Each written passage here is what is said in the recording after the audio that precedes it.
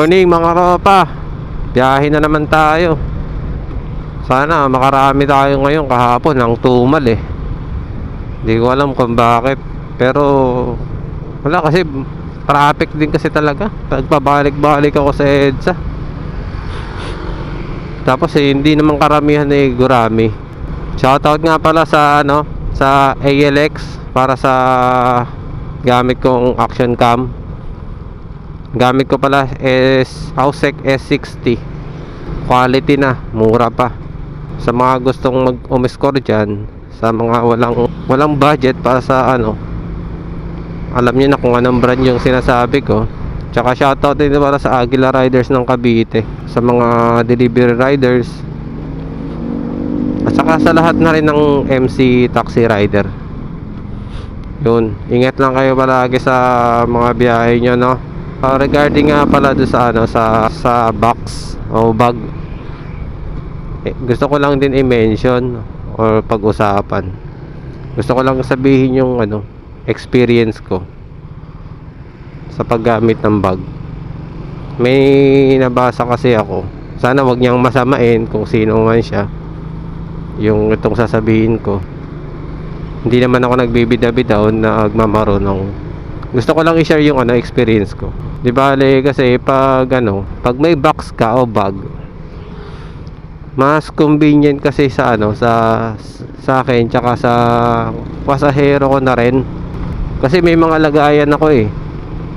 Tulad ng ng kapote. Ang dala kong kapote, 2. Tapos may extra akong dalang sapatos. Yung butas-butas na rubber. Yung pambakbakan talaga.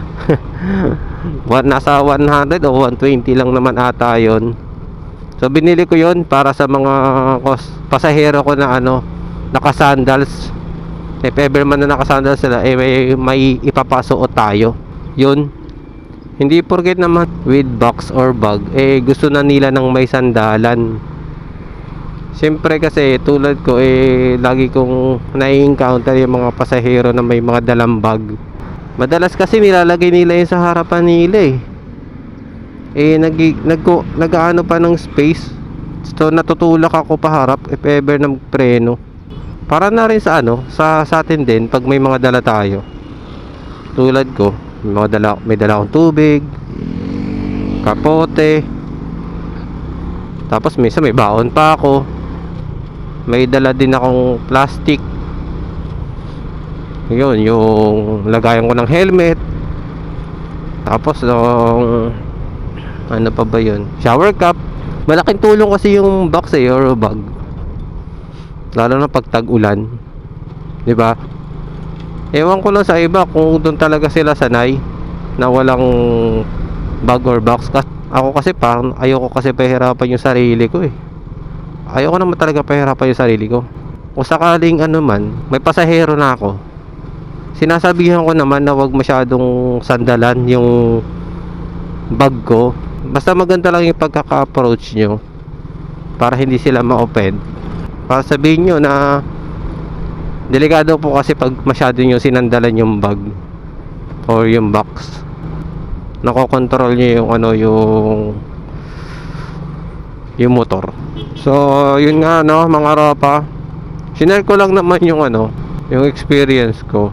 Bahala na kayo kung ibabash nyo ako. Gusto ko lang din naman may pasa sa sa mga bago. Kung ano yung convenient para sa akin, yung mas ako. Kasi yung motor ko hindi naman katulad ng NMAX or PCX na malaking compartment Nakita ko yung isang rider nakasukbit lang yung isang helmet niya para sa passenger niya. Nakasukbit lang din sa harap.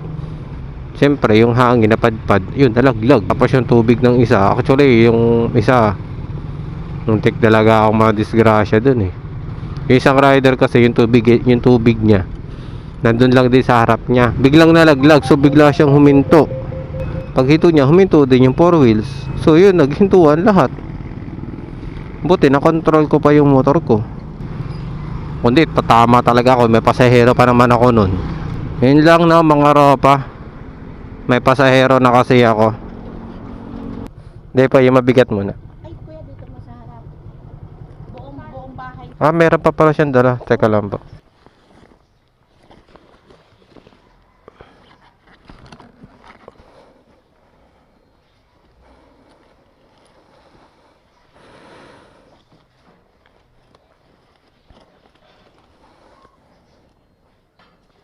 $250.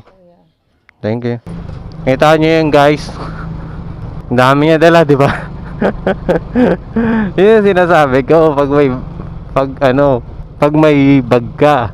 Yun ang advantage. May dala niya, ang dami. Nagkataon lang din na kinontent ko to. Tapos ganun na nga nangyari. First booking ko, ang daming dala. Ilang bag yun? 3. Nagkataon talaga eh. Ginagawa ko pa lang siya ng content eh. Content na ba yun? Ewan ko